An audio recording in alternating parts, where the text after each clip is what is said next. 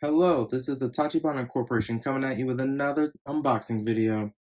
Today we got our hands on the, oddly enough, sold out Apple polishing cloth.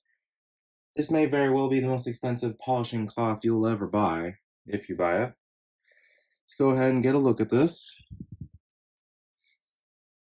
The box is very Apple-esque. It's very pretty. Apple's very good at making the boxes look nice. Alright, let's get it close in here and you can see what it'll pretty much look like. Let's get it open.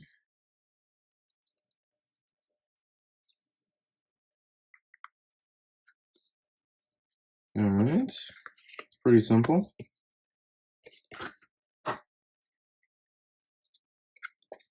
Alright, so we have just